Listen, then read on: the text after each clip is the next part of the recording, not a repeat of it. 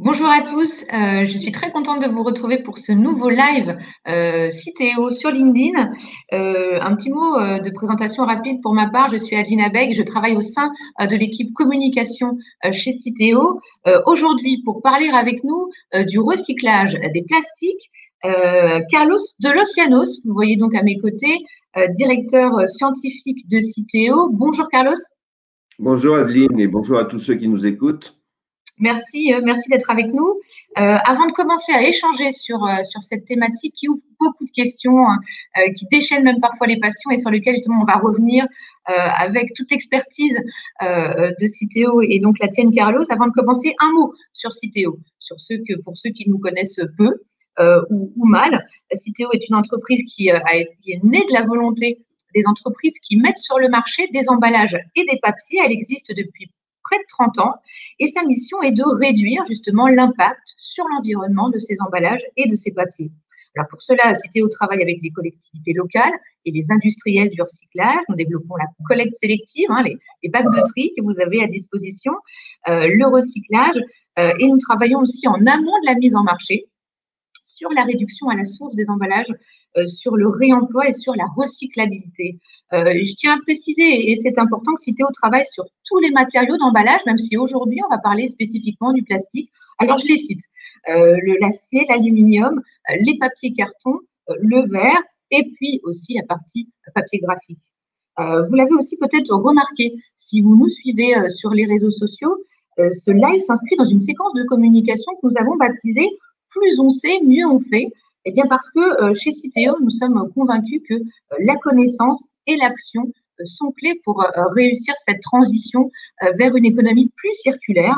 Ce live d'aujourd'hui est pour nous du coup le moyen de partager un état des lieux sur le recyclage des emballages en plastique, mais aussi des perspectives, on en parlera longuement avec Carlos, et surtout, bien sûr, de répondre à toutes vos questions. Donc, n'hésitez pas, utilisez le commentaire pour nous envoyer toutes vos questions. On tâchera d'en prendre le plus possible. Avant de commencer, Carlos, tu es donc directeur scientifique. Est-ce que tu peux nous dire ce qui se cache derrière ce titre et quelles sont tes missions au sein de Citeo? Oui, alors m'expliquer ce que c'est qu'un directeur scientifique chez Citeo en quelques mots. Écoute, je pense qu'on peut le faire tenir en une phrase. Moi, l'essentiel de ma mission aujourd'hui consiste à faire de la veille et de la prospective, de la veille technologique et de la prospective sur les différents sujets que tu as évoqués chez Citeo. Alors, ça peut couvrir toute la chaîne de l'emballage, hein, c'est-à-dire les aspects d'éco-conception, les aspects de collecte, de tri, de recyclage. Voilà, c'est assez vaste et je pense que pour ceux qui nous écoutent, il faut bien rappeler une chose toute simple, hein, c'est que les sujets relatifs à l'environnement sont des sujets complexes, sont des sujets variés. Voilà, donc ce pas les sujets qui manquent dans mes fonctions de directeur scientifique chez Citeo. Alors maintenant, au sein de ces sujets, il y en a un qui m'occupe beaucoup plus depuis quelques années, et c'est bien évidemment la question des plastiques, hein, sur lesquels il y a un enjeu tout à fait particulier. Et au sein de la question plastique, la question des nouvelles technologies de recyclage, puisqu'on va essayer de l'expliquer de la façon la plus simple possible, mais on a besoin de développer des nouveaux outils finalement pour donner une deuxième vie à ces déchets plastiques et pour les recycler. Voilà. Et pour mémoire, simplement, je suis chez Citeo depuis plus de 13 ans maintenant, et j'ai occupé pendant une dizaine d'années des fonctions de directeur industriel sur les activités courantes de l'entreprise. Encore une fois, c'était l'éco-conception, la collecte, le tri et le recyclage. Voilà en quelques mots. Alors, avant de resserrer justement sur la problématique du recyclage, des perspectives, des nouvelles technologies, je réouvre un peu, Carlos, si tu le veux bien, parce qu'on a effectivement de grands enjeux très divers sur cette question du plastique. Est-ce que tu peux nous les rappeler dans les grandes lignes? Alors, je pense que ces enjeux, les internautes les connaissent, s'ils s'intéressent au sujet, s'ils sont là aujourd'hui, c'est parce que forcément, ils ont déjà une culture assez large dans le domaine. Donc, je vais essayer de ne pas être redondant avec ce qu'ils savent déjà. Le plastique est un matériau très important, hein, dans notre économie, dans nos modes de vie, dans nos modes de consommation, parce que c'est un matériau extrêmement polyvalent. Voilà. Il a apporté beaucoup en termes, pour l'emballage, en termes de protection des produits, en termes de polyvalence. Le plastique est par excellence un matériau auquel on peut donner toutes les formes imaginables, toutes les couleurs imaginables, des propriétés très intéressantes pour l'emballage, puisqu'il s'agit de protéger les matériaux. de les protéger pendant leur transport, de les protéger de l'exposition à la lumière, à l'oxygène, etc., etc. Donc, c'est un matériau qui a été très largement adopté par l'industrie de l'emballage, et ce, depuis une quarantaine, une cinquantaine d'années. Voilà. Alors, les enjeux, en revanche, c'est que sa production a augmenté parallèlement à cette consommation au niveau français, au niveau européen et au niveau mondial. Hein. Les chiffres sont très impressionnants quand on regarde les chiffres de production mondiale des plastiques. Le plastique a commencé son chemin dans les années 50-60 avec très peu finalement de production. Aujourd'hui, on est à 350 millions de tonnes de plastique produit et utilisé dans le monde. C'est vraiment une production exponentielle qui pose un certain nombre de défis particuliers. Alors, le premier défi, c'est qu'il n'est pas assez recyclé. Voilà. Surtout quand on le compare aux autres matériaux, on donnera les chiffres juste après, mais le plastique est moins recyclé que le verre, moins recyclé que les métaux ou que les papiers, par exemple. Donc, il y a un effort particulier à faire en termes de recyclage. L'autre sujet qu'on ne peut pas passer sous silence, c'est le fait que le plastique est à l'origine d'une des grandes pollutions actuelles, des cours d'eau, des mers et des océans. Et ça, c'est un sujet qui, aujourd'hui, mobilise énormément, bien sûr, l'opinion publique, mais aussi, il faut le savoir, toutes les institutions, au niveau français, au niveau européen, au niveau mondial. Et c'est un sujet particulièrement préoccupant sur lequel il faut se mobiliser et il faut lutter contre l'abandon des déchets plastiques dans le milieu naturel. Donc, il y a un changement complet de contexte sur le plastique. C'est ce qui tout converge vers ça. Pour le faire tenir en une phrase, disons que c'est fini le temps du plastique peu cher à produire, facile à utiliser et malheureusement trop facile à jeter. Voilà. Ces notions étaient très associées au plastique tel qu'on l'a utilisé dans les dernières années. Maintenant, il faut trouver autre chose. Si ce matériau doit continuer à être utilisé, et encore une fois, il a beaucoup d'avantages, donc il sera utilisé en tout cas pendant les années qui viennent. S'il faut continuer à l'utiliser, il faut absolument qu'il rentre dans ce qu'on appelle l'économie circulaire, c'est-à-dire qu'on évite tout gaspillage, qu'on réutilise le matériau, et je le répète encore une fois, qu'on évite absolument qu'il parte de façon incontrôlée dans l'environnement. Alors, on y va. On axe sur l'angle recyclage. On a intitulé ce live aujourd'hui Recycler tous les emballages en plastique, rêve ou réalité, parce qu'on est extrêmement nombreux à nous interroger, à parfois avoir des doutes sur la performance de recyclage de ce matériau et aussi sur les perspectives qu'on peut y apporter. Donc, avant d'entrer dans les perspectives, peut-être un constat. Carlos, est-ce que tu peux nous rappeler quel est le taux de recyclage des emballages en plastique aujourd'hui? Quels sont ceux qu'on sait recycler et avec quel type de technologie? Voilà, alors peut-être qu'il faut insister sur ce que tu viens de dire, c'est-à-dire il faut que ceux qui nous écoutent sachent qu'il existe déjà une industrie du recyclage du plastique qui a à son actif des résultats tout à fait intéressants. Voilà, insuffisants encore, mais intéressants. Pour être plus précis, donc aujourd'hui en France, on recycle environ 29% des déchets d'emballage ménager en plastique. Ça, c'est le périmètre de l'activité de Citeo. Et 29%, ça paraît relativement faible comme ça, mais le chiffre absolu est peut-être plus parlant, puisque 29%, ça représente aujourd'hui plus de 300 000 tonnes de plastique recyclé chaque année au niveau français. Alors, ce qu'on recycle bien aujourd'hui, ce sont les bouteilles plastiques. C'est d'ailleurs comme ça que la collecte sélective a commencé en France dans les années 90. On recycle ces bouteilles plastiques qui sont en gros de deux types. Vous avez les bouteilles de boissons, de l'eau, des sodas, etc., qui sont emballées dans un plastique qu'on appelle le PET. Et le recyclage du PET est une activité qui aujourd'hui est très développée. Voilà. Elle est très développée, elle permet de donner différentes applications au plastique recyclé, y compris la réutilisation dans les bouteilles. Voilà. Donc, on sait refaire un PET recyclé de qualité suffisante pour l'appliquer à des emballages alimentaires. Ça doit être souligné. La deuxième catégorie de bouteilles et de flacons qu'on recycle bien aussi, ce sont les bouteilles qui sont dans d'autres résines, qu'on appelle le polyéthylène ou le polypropylène. Donc, ces bouteilles, vous les avez tous les jours quasiment entre les mains, sous forme, par exemple, de bouteilles de lait. Il y a beaucoup de bouteilles de lait qui sont en polyéthylène, ou sous forme de flacons de lessive, de flacons de shampoing, de produits cosmétiques qui utilisent à la fois le polyéthylène et le polypropylène. Donc, ce type de déchets plastiques est également très correctement recyclé en France. Alors, je vais citer un deuxième chiffre parce que j'ai donné le taux moyen de recyclage de 29%. En fait, sur les bouteilles dont je viens de parler, le taux est plus important puisqu'on arrive à 61% de recyclage des bouteilles plastiques en France. Tu nous l'as dit, hein, sur cette fragment d'emballage, sur cette typologie d'emballage, on est plutôt bien, plutôt performant. On a une question de Sophie sur un emballage particulier qui est le pot de yaourt. Elle nous demande effectivement pourquoi certains emballages plastiques ne sont aujourd'hui pas recyclés. Et est-ce que tu peux nous prendre l'exemple de cet emballage-là, hein, qu'on connaît très bien, on en a tous dans nos frigos, là aussi, peut-être état des lieux et aussi perspective. Voilà. Alors, pour essayer de poser des notions simples, je vous ai beaucoup parlé des bouteilles de boissons ou des bouteilles de lessive qui, au-delà de leur matière, ont un avantage très simple, c'est le fait qu'elles contiennent des liquides. Voilà. Et le fait de contenir des liquides fait que les déchets de bouteilles sont finalement des déchets relativement propres. Hein. La bouteille d'eau que vous utilisez, que vous avez sur votre table, ensuite, quand on la récupère, nous, finalement, elle n'est pas très sale et elle peut se recycler de façon assez simple.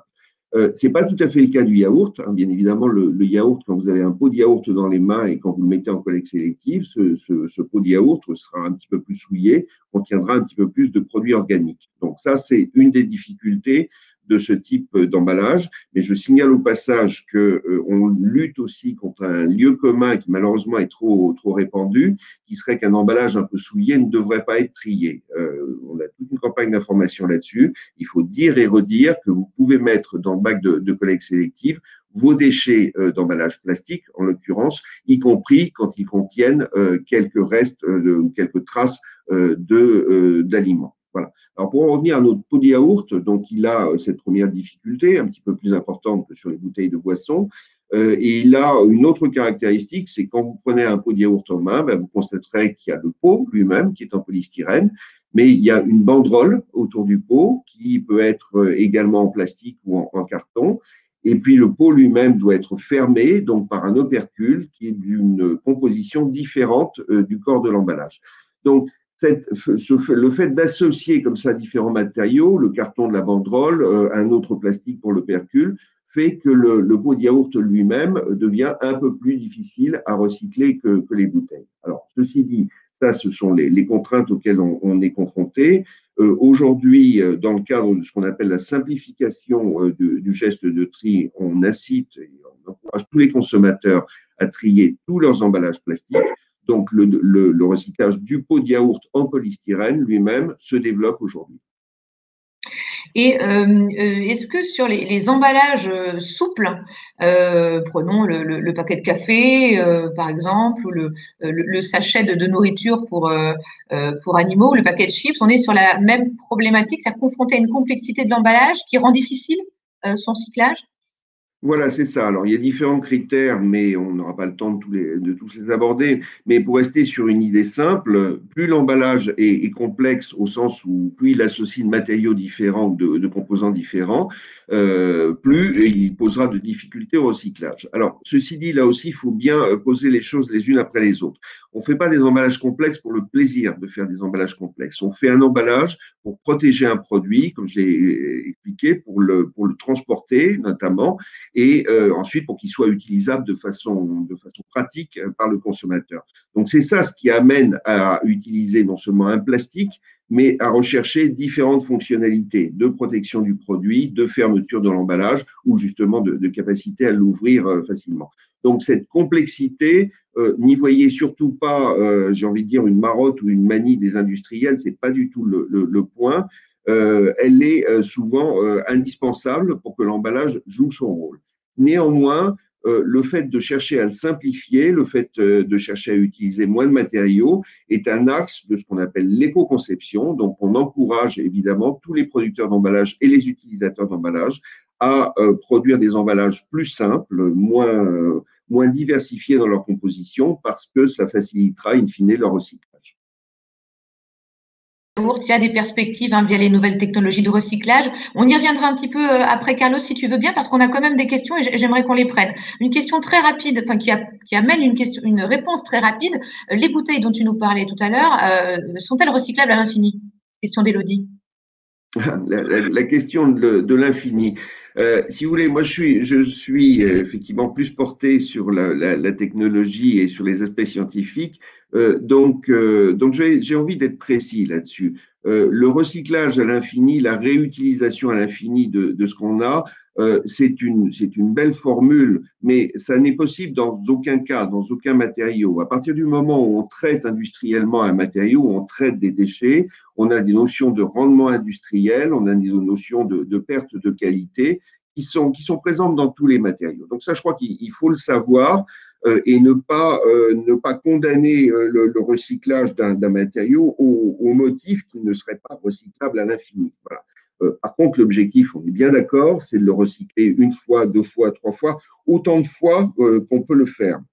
Donc, dans le cas des bouteilles d'eau et dans le cas du plastique en général, on a, comme je l'ai expliqué, on a des technologies de recyclage des bouteilles d'eau qui sont très développées et qui sont performantes et qui permettent effectivement de donner plusieurs cycles successifs à la matière. Elle finira par s'user, elle finira, comme toute chose en ce bas monde, par se consommer en partie, mais les technologies actuelles permettent effectivement de recycler plusieurs fois les bouteilles plastiques, notamment la bouteille d'eau. Et monsieur ou madame Paumé, pardon pour l'incertitude, nous dit si 29% des emballages sont recyclés, qu'est-ce qu'on fait du reste? Voilà. Est-ce qu'ils sont brûlés, incinérés, valorisés? De quelle autre matière s'ils le sont? Ok. Alors, je reviens sur un point, mais je pense que nos internautes sont familiers avec ça. Vous devez savoir que pendant de longues années, on s'est concentré sur la collecte sélective justement des bouteilles et des flacons, comme je l'évoquais, parce qu'on avait des solutions existantes, industrielles de recyclage de ces bouteilles.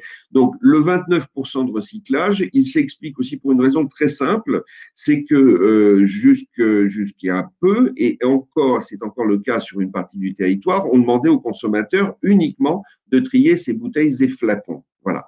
Donc ça, c'est déjà une partie de l'explication de ce taux. Quand on ne vous demande que de mettre que les bouteilles et les flacons, eh bien, c'est ce que vous faites. Et donc, sur cette partie du gisement, le taux de recyclage correct, c'est 61%. Alors, qu'est-ce qui se passe avec le reste? Il y a deux cas de figure, hein. Le premier cas de figure, c'est tout simplement que le consommateur ne l'a pas mis dans la bonne poubelle, dans le bon tuyau, comme il m'arrive de le dire.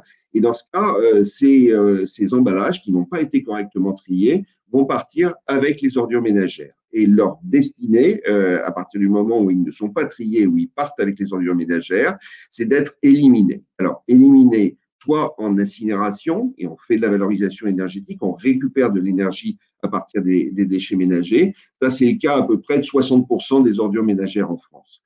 Et le deuxième cas de figure, qui est lui beaucoup moins intéressant d'un point de vue environnemental, c'est que ces emballages peuvent aussi terminer en décharge, puisque l'enfouissement technique, la décharge, est une technologie de traitement qui est toujours utilisée sur le territoire français. Voilà. Donc, quand ce n'est pas trié, quand ça n'est pas recyclé, ça part pour partie en valorisation énergétique et pour partie aujourd'hui en enfouissement. Ce qu'on cherche évidemment à tout prix à éviter. Carlos, est-ce que tu peux nous dire par rapport à nos voisins européens, c'est une question de monsieur ou madame Cousy, est-ce que tu peux nous dire comment on se situe sur ces grands chiffres de recyclage sur le plastique? Est-ce qu'on est bon, pas bon, en retard? Bon, alors globalement, si cette personne ou d'autres voyagent en Europe notamment, vous avez pu constater que la collecte sélective existe dans la plupart des pays européens, qu'il y a des différences qui sont liées à l'habitat, qui sont liées à l'organisation, etc., mais que globalement, tous les pays font à peu près la même chose. Voilà, je préfère le dire de façon simple parce que je pense que ça, c'est un constat qu'on peut tous faire. Tous les pays d'Europe aujourd'hui ont en place une collecte sélective et cherchent à trier et à recycler les emballages comme la France. Moyennant quoi, les résultats des différents pays ne sont pas très différents les uns des autres. Alors néanmoins, si vous regardez les statistiques européennes, aujourd'hui la France apparaîtra un peu en retard. et elle apparaît un peu en retard, notamment à cause de ce que j'ai évoqué, c'est-à-dire que nous nous sommes concentrés sur les bouteilles et flacons pendant de nombreuses années. Nous élargissons maintenant, nous simplifions le geste de tri pour l'appliquer à tous les emballages plastiques, mais le fait qu'on n'ait pas encore terminé cette simplification du geste de tri crée un petit décalage avec les pays voisins. Bon, alors là, on a pas mal de questions, Carlos. Donc, bon, voilà, si tu peux resserrer un maximum les réponses, même si on ouvre des champs assez larges. Et par exemple, Camille nous demande, on en parlait tout à l'heure, on parlait des soupes, on parlait des pots de yaourt. Elle dit quid du recyclage chimique en France pour améliorer la recyclabilité. Donc là, elle nous parle des films complexes, mais donc il y a toute une typologie d'emballage qui peut être concernée par ces technologies de recyclage. Tu nous en parles? Alors, je vais essayer de vous poser déjà le sujet. Toutes les technologies qu'on utilise aujourd'hui dans notre langage technique, parfois un petit peu jargonneuse, ces technologies rentrent dans ce qu'on appelle le recyclage mécanique. Alors, ça veut dire quoi? Ça veut dire que les déchets que vous avez mis dans votre poubelle vont être ensuite triés au niveau d'un centre de tri, d'une collectivité, c'est-à-dire qu'ils vont être séparés par nature de déchets. Voilà, donc ce sont des opérations qui sont mécaniques ou qui font intervenir le tri optique. Ensuite, une fois qu'on a séparé les plastiques par sous-famille, on les recycle. Et on les recycle là aussi par des technologies donc mécaniques, comme leur nom l'indique, qui sont basées essentiellement sur du tri, sur du lavage, sur du broyage, sur ce qu'on appelle de l'extrusion. Le propre de ces technologies, c'est qu'elles ne vont pas modifier la nature du plastique. On va chercher tout simplement à le purifier, à l'homogénéiser, mais on ne va pas toucher à la structure de ce qu'on appelle le polymère, c'est-à-dire la résine plastique. Voilà. Donc ces technologies marchent très bien. Néanmoins, leur limite, c'est que comme on ne touche pas au plastique, eh bien, prenons des exemples simples. Si vous avez un plastique, je ne sais pas quoi, vert à l'entrée, vous aurez un plastique recyclé vert à la sortie. Si vous avez un plastique qui a été dans lequel on a utilisé d'autres additifs pour lui donner des fonctionnalités de protection particulières, eh bien, ces additifs vont rester dans la résine recyclée. Donc, ce recyclage mécanique, il est très performant sur des déchets plastiques qui sont relativement homogènes et relativement propres. Maintenant, ce n'est pas le cas de tous les déchets plastiques. C'est pour ça qu'on s'intéresse à une deuxième famille de technologies qu'on appelle le recyclage chimique, dans lequel on va déconstruire les polymères, on va repasser par les éléments de base du plastique, et en repassant par ces éléments de base, on a accès à des capacités de purification des plastiques qui sont beaucoup plus fortes. Donc, on peut finalement transformer un plastique disons, souillés ou d'assez mauvaise qualité, en plastique d'excellente qualité, en passant par le recyclage chimique. Et si tu me permets, je veux insister sur une chose, parce que recyclage chimique, ça paraît un peu barbare, ou ça paraît… N'oublions pas que le plastique, c'est un matériau, c'est une construction de la chimie. Hein, contrairement au verre ou aux métaux, le plastique n'existe pas à l'état naturel, j'ai envie de dire. Il a été produit par la chimie. Donc, ce n'est pas du tout illogique, et c'est même en fait parfaitement rationnel de se tourner vers la chimie pour déconstruire et pour recycler ce qu'elle a elle-même contribué à produire. De Cyril qui nous dit pourquoi y a-t-il, en tout cas c'est sa perception, très peu de collaboration entre les différents acteurs de la chaîne des plastiques, hein, les fabricants, les concepteurs de machines, les metteurs en marché. Voilà. Est-ce que tu partages ce sentiment-là? Qu'est-ce que tu peux nous dire là-dessus? De façon Non, assez, alors je ne partage pas tout à fait parce que le message, c'est vraiment de vous dire que toute la chaîne de l'emballage aujourd'hui, qu'on contribue d'ailleurs chez Citeo à animer et à informer, toute la chaîne est véritablement mobilisée. Par contre, c'est une chaîne qui n'est pas simple. Hein.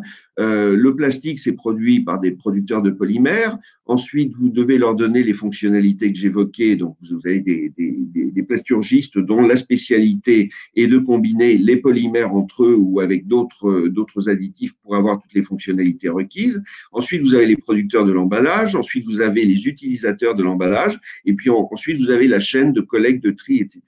Donc, la question de cet internaute, elle est intéressante au sens où elle met l'accent, effectivement, sur le fait qu'il faut que tous ces acteurs, toute cette chaîne, soient mobilisés pour que les choses marchent bien. Voilà. Alors, c'est le cas, mais on peut toujours mieux faire dans la vie. Donc, une partie de notre activité quotidienne, c'est vraiment de nous assurer que tous ces acteurs travaillent en cohérence pour qu'on ait des emballages plastiques bien conçus, bien éco-conçus, comme on dit, et qu'ensuite, leur collecte, leur tri et leur recyclage se passent de façon cohérente et efficace. On a une question d'Aline qui nous emmène sur un nouveau matériau, si je dis pas de bêtises, tu me reprends Carlos, elle nous demande pourquoi te demande pourquoi il n'y a pas de filière de recyclage du PLA en France. Oui. Elle dit qu'il est un plastique biosourcé et dit-elle qu'il pourrait se substituer, dis-nous ce que tu en penses, à certains plastiques pétrosourcés. Voilà. Alors, le PLA, pour ceux qui ne connaissent pas cet acronyme, c'est ce qu'on appelle de l'acide polylactique. Donc, c'est un plastique, c'est un polymère, mais qui est produit à la base avec des végétaux ou avec des produits végétaux, avec des déchets de produits végétaux. Donc, cette origine biosourcée, elle est intéressante parce qu'on se dit que ça permet de s'affranchir des ressources en hydrocarbures fossiles. Hein, et effectivement, le PLA est un plastique que les industriels regardent avec beaucoup d'attention dans ce domaine-là. Alors, pourquoi il n'y a pas encore de filière de recyclage? Parce que, justement, parfois, c'est un petit peu la poule et l'œuf, le sujet. Tant que le plastique n'existe pas, tant que le plastique n'est pas disponible en quantité suffisante, eh bien, les filières industrielles de recyclage ne peuvent pratiquement pas se développer. Voilà. Donc, si le PLA est amené à se développer, on développera des capacités de traitement pour les déchets de PLA qui peuvent être de deux ordres. Hein. C'est un plastique qui est éventuellement compostable, mais dans des conditions très précises, dans des conditions de compost industriel, ou c'est un plastique qui pourrait être éventuellement recyclable. Et là, il y a un certain nombre de travaux de recherche qui sont faits pour définir la bonne technique pour le recycler. Carlos, on nous demande aussi, et l'ouvrage de Fleur Berlingen, qui dirigeait jusqu'il y a encore quelques mois Zero Waste, l'association, qui s'appelle le recyclage, le grand enfumage, a fait beaucoup parler de lui. Hein, le sujet, on est beaucoup à l'avoir en tête.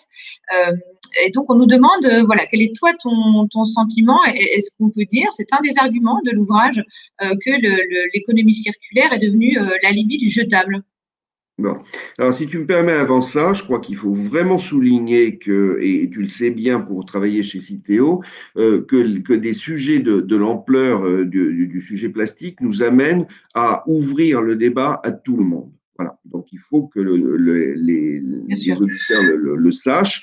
Nous avons, notamment chez Citeo, des relations étroites avec toutes les ONG, dont Zero Waste, dont Fleur Berlingen avait la direction jusqu'à quelques semaines, et on discute avec eux parce qu'effectivement, on pense que l'enjeu est tel qu'on doit mobiliser notamment la chaîne de valeur dont il était question dans la question précédente, mais aussi tous les acteurs de la société pour trouver les bonnes solutions au plastique. Alors, simplement pour dire que Fleur Berlingen, bien sûr, ne nous est pas inconnue et qu'on a eu dans le passé de nombreuses relations avec elle. Alors maintenant, sur son livre, pour faire simple, je pense que l'exercice de mobilisation auquel elle se livre est tout à fait louable. Ça, c'est le premier point. Le deuxième point, c'est son rôle et c'est nécessaire. Elle doit insister sur le fait qu'il ne faut pas faire ce qu'on appelle du greenwashing dans nos métiers. Donc, il ne faut pas promouvoir à l'excès des choses qui ne seraient pas encore la réalité. Il faut parler des choses de façon factuelle. Voilà. Et là-dessus, on la rejoint complètement. Après, et elle-même d'ailleurs a dit dans un article récent que peut-être ces messages n'étaient pas bien compris parce qu'effectivement, la façon dont elle a passé le message laisse à penser que, et malheureusement le titre le laisse à penser encore un peu plus, que le recyclage n'existe pas, est un rideau de fumée, un enfumage pour reprendre son terme. Et ça, par contre, on la suit pas du tout là-dessus, et en tout cas, on la suit pas du tout sur l'interprétation excessive qui pourrait être donnée de son message, parce que le recyclage fait partie des solutions. Voilà, il faut absolument ne pas décourager, ne pas démobiliser les consommateurs. Le recyclage existe bel et bien. Il nous permet de recycler des centaines de milliers de tonnes de plastique chaque année. Donc, surtout, ne baissons pas la garde et ne relâchons pas l'effort sur le recyclage. Une question aussi par rapport aux emballages qui sont recyclés à l'étranger. Alors, c'est effectivement aussi un des arguments, en tout cas un élément Oui. sur lequel on fait nous aussi beaucoup de pédagogie. Alors, on va continuer à en faire avec cette question.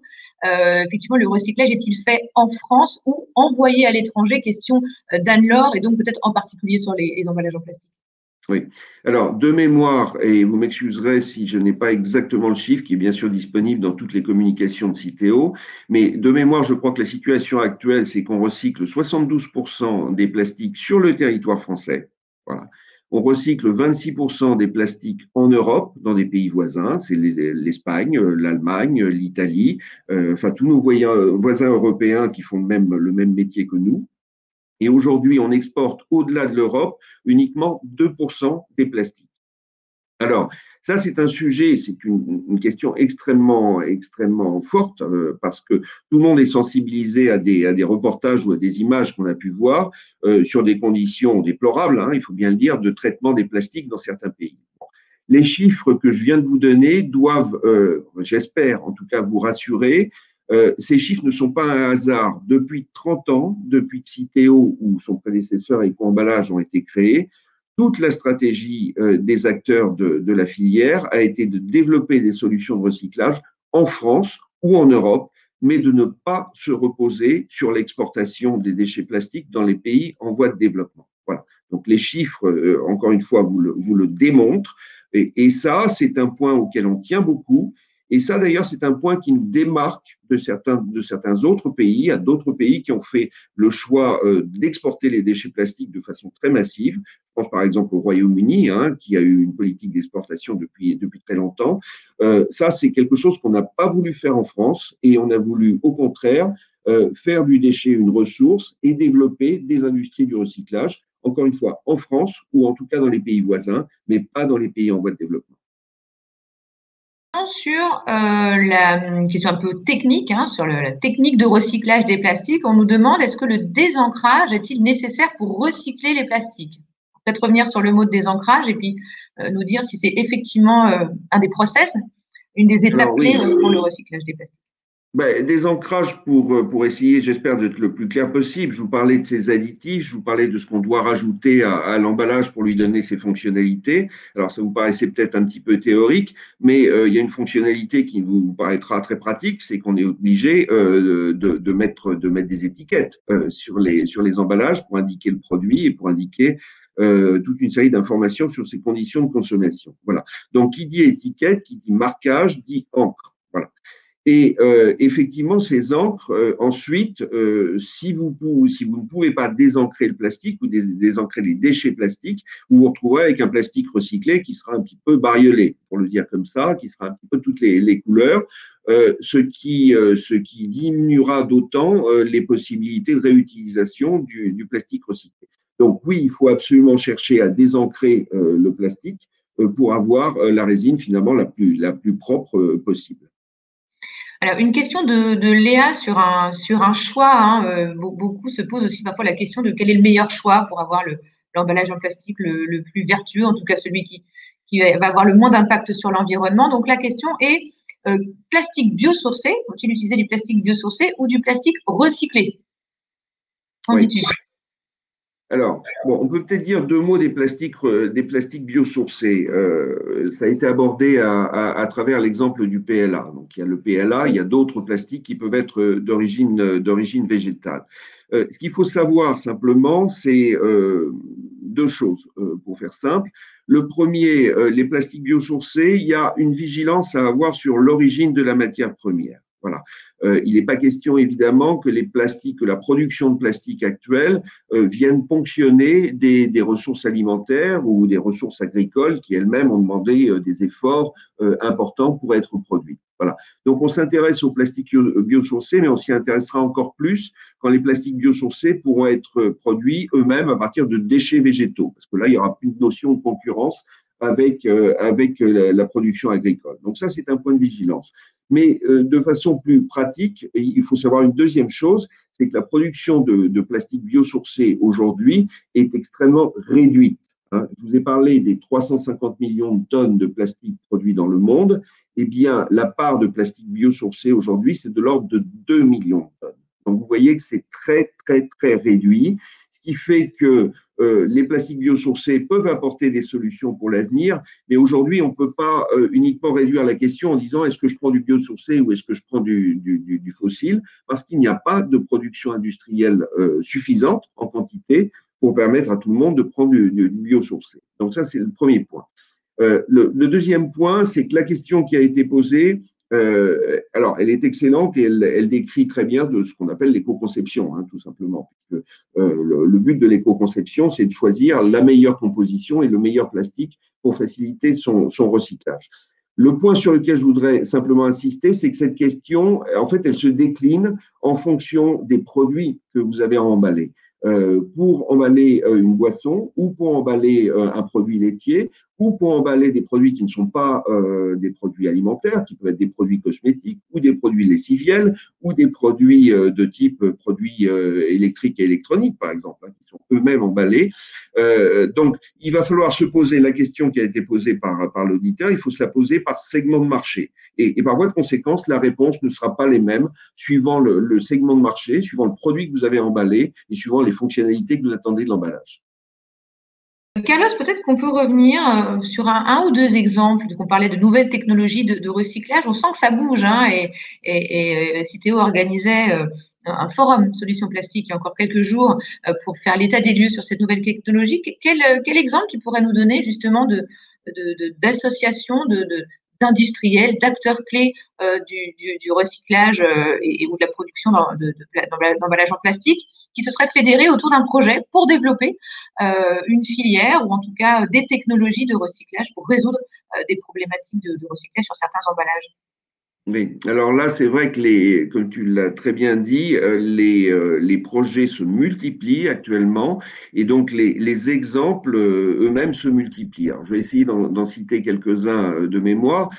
Commençons par un projet qu'on connaît bien chez Citeo, puisque Citeo travaille aujourd'hui avec une entreprise qui fait ce qu'on appelle de la pyrolyse. C'est une technique de recyclage des plastiques par voie thermique particulière, une entreprise anglaise qui s'appelle Recycling Technology.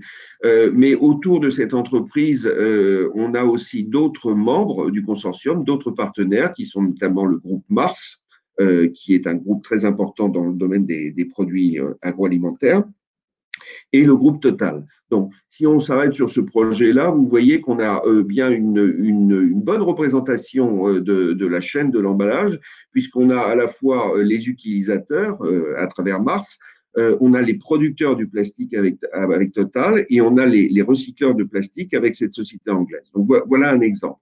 Je vais en citer très rapidement quelques autres qui ont fait l'objet d'annonces dans la presse et je pense que c'est important de le souligner.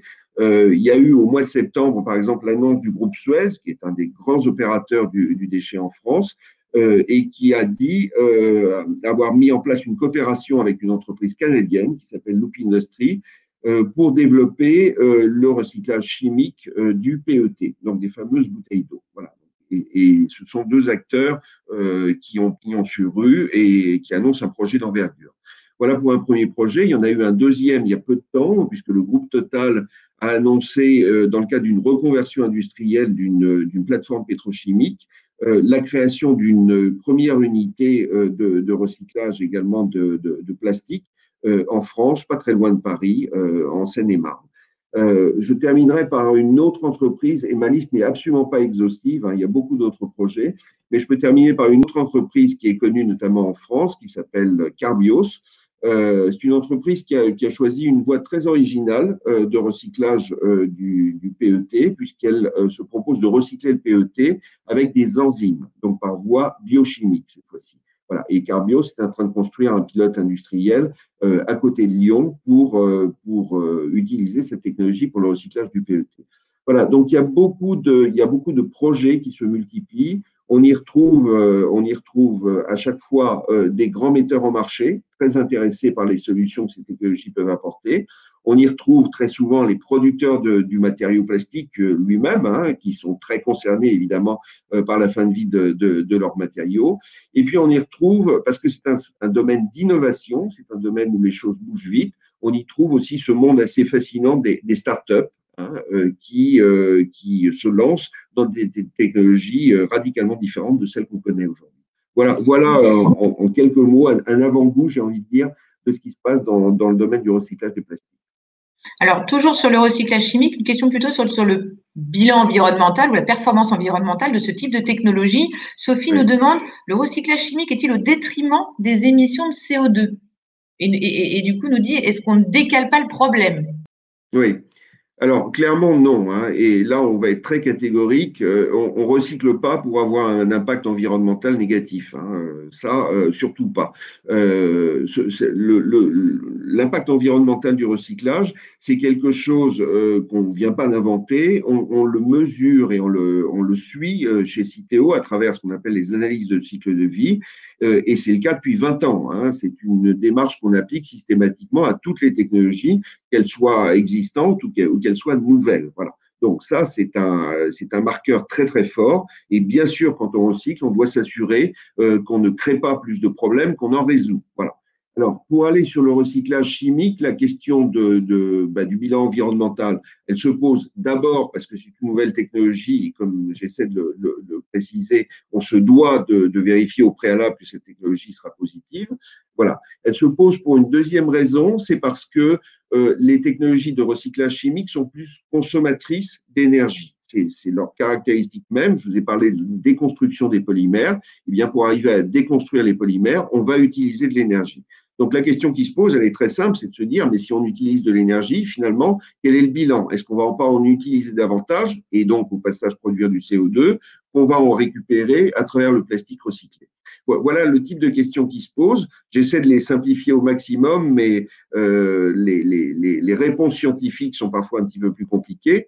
Non, ce sur quoi je veux terminer, c'est le fait qu'on dispose déjà de premières analyses de cycle de vie sur le recyclage chimique et que ces analyses montrent clairement qu'il y a une voie possible, une voie vertueuse à développer le recyclage chimique et donc à avoir un bilan environnemental positif et à ne pas déplacer le problème comme c'était évoqué par Sophie. Camille nous demande, et c'est vrai que tu nous parlais de ces différents projets, l'une des questions qui peut se poser, c'est la question de on est sur quoi? Sur du court terme, moyen terme, long terme? Elle nous dit combien de temps faut-il pour faire aboutir une filière de recyclage? Alors, je ne sais pas si elle pense au recyclage chimique ou mécanique, mais comme on est sur la question de ces nouvelles technologies, partons là-dessus et apporte-nous un peu d'éclairage. Alors, je suis d'accord, mais j'insisterai quand même sur ce que tu viens d'évoquer, au moyen terme, long terme. On est déjà dans le présent immédiat et dans le présent quotidien. Il faut dire et il faut répéter qu'aujourd'hui, on sait parfaitement recycler certains types de plastique. On parlait des bouteilles et des flacons. On a toutes les technologies pour faire ça. Et aujourd'hui, par contre, ce qui nous manque, c'est que le geste de tri progresse encore. Donc, il faut vraiment encourager ce geste de tri. Pour être très clair, je vous ai parlé d'un taux de recyclage des bouteilles de 61%. Eh bien voilà, ça veut dire qu'il en reste 39% qui partent dans la mauvaise direction. Donc, répétons une fois de plus que ces 39%, si ils sont placés dans le bac de collecte sélective, ils trouveront très naturellement et dès maintenant des débouchés industriels et des solutions industrielles de recyclage. Donc, voilà déjà pour le terme temporel de la question avec les technologies existantes. Pour le reste, sur le recyclage chimique, sur les recyclages chimiques, aujourd'hui, les choses s'accélèrent et se précisent. Alors, pour être très court, la plupart des projets aujourd'hui convergent sur l'idée qu'on aura des unités industrielles en 2023-2025. Voilà.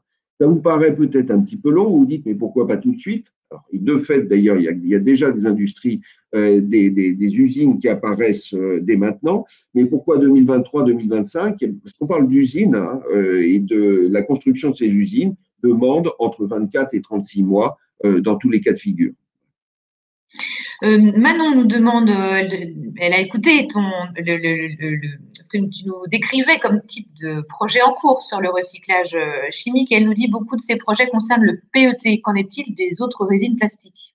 On parlait du pot de yaourt et du polystyrène au début de l'échange. Alors, il y en a effectivement un certain nombre qui concernent le PET, mais ça n'est pas uniquement le PET. Donc aujourd'hui, on voit le recyclage chimique se développer pour le PET qu'on vient de mentionner.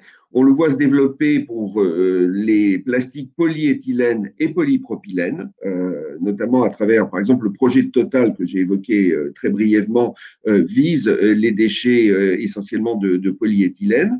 Et on voit également des projets de recyclage chimique qui se développent sur le polystyrène. Et là aussi, il y a eu une annonce qui a été faite il y a peu de temps avec deux très grands producteurs de polystyrène qui sont Trinseo et Ineos, qui vont mettre en place des projets de recyclage chimique du polystyrène. Donc, en fait, la palette de solutions, elle s'élargit et, comme j'essaie de le dire, elle couvre, finalement, elle va couvrir les principales familles de polymères et de plastique qu'on utilise, puisque le PET, le polyéthylène, le polypropylène et le polystyrène sont les résines les plus employées dans l'emballage. Qui échappe encore, tu nous dis, la majorité du scope est prise en compte à travers ces nouvelles perspectives. Est-ce qu'on a encore des emballages pour lesquels l'horizon est un peu plus bouché, en tout cas qui mériteraient encore d'être creusés en matière de recherche et développement, d'ailleurs que ce soit en amont ou en aval, c'est-à-dire sur la partie recyclage, mais aussi peut-être sur l'éco-conception. Voilà. Alors, en termes de plastique, encore une fois, les technologies de recyclage chimique n'oublient aucun des grands polymères. Donc, on devrait pouvoir avoir des solutions pour toutes les familles de polymères. Il y en a peut-être un sur lequel il faut dire deux mots, c'est le PVC. Le PVC est de moins en moins employé dans l'emballage. C'est un bon plastique pour d'autres applications. Vous savez, par exemple, les fenêtres dans le bâtiment sont souvent faites en PVC et il y a des filières de recyclage de ces fenêtres en PVC. Par contre, dans l'emballage, il y en a de moins en moins. Et dans l'emballage, le PVC est un type de plastique qu'on ne veut plus voir à terme. Voilà. Les quantités sont trop petites. On ne pourra pas monter de filière de recyclage là-dessus. Et donc, il faut changer et ne plus utiliser de PVC dans l'emballage.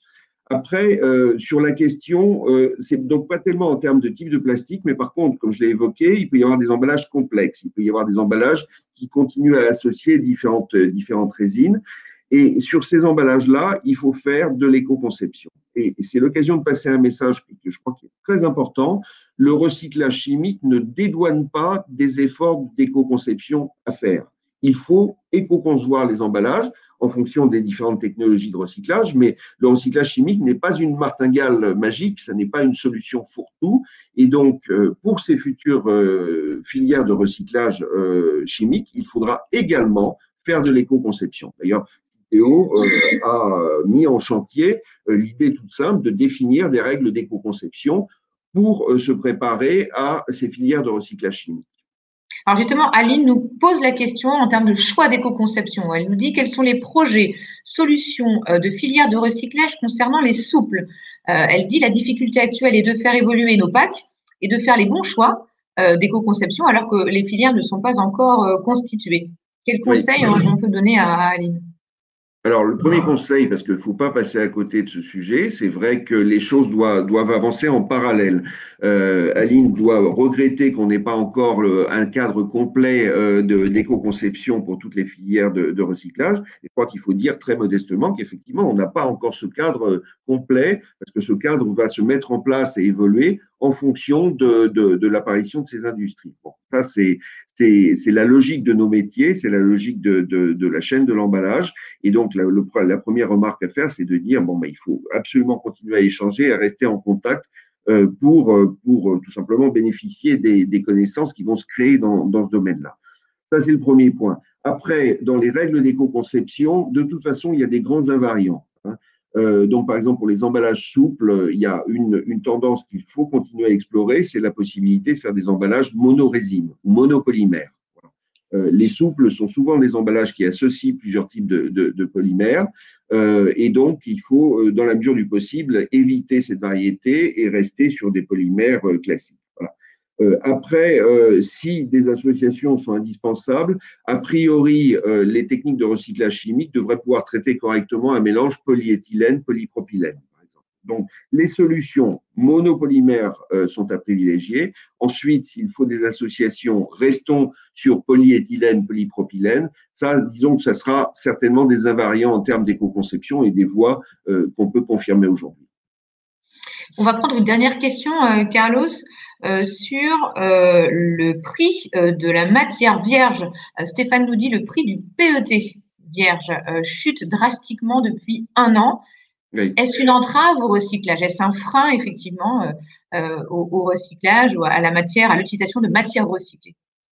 Oui, sans aucun doute. C'est aujourd'hui un frein.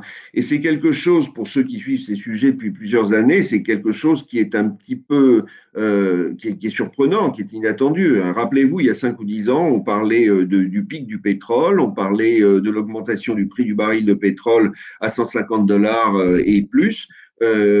Malheureusement, c'est tout l'inverse qui s'est passé, puisque le prix du baril est tombé à moins de 30 dollars dans les derniers mois. Et par voie de conséquence, je parle du baril de pétrole parce que les prix des plastiques sont assez fortement corrélés avec ce prix du pétrole. Donc, c'est pour ça qu'on a vu baisser le prix des polymères vierges, notamment du PET, à des niveaux extrêmement bas. Donc, est-ce que c'est une contrainte pour le recyclage? Absolument. C'est une contrainte. Et donc, de ce point de vue-là, c'est malheureux et ça pèse d'ailleurs sur toutes les formes de recyclage, qu'elles soient mécaniques ou chimiques.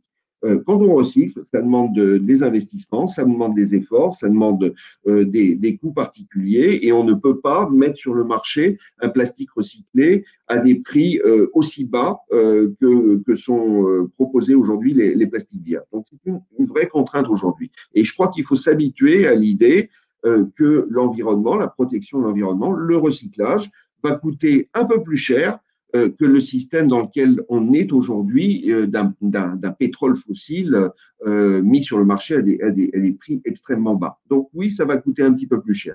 Notre objectif, c'est Citeo, c'est que ce un petit peu plus cher soit raisonnable, soit efficace. Hein. Il ne s'agit pas non plus d'accepter des coûts qui n'auraient pas de sens. Mais encore une fois, pour les utilisateurs de plastique recyclé, sur le moyen et le long terme, il vaut mieux se dire que le plastique recyclé va être un peu plus cher que le plastique vierge. Il faut aussi penser que le plastique vierge ne pourra pas rester indéfiniment au prix très bas qu'on constate aujourd'hui.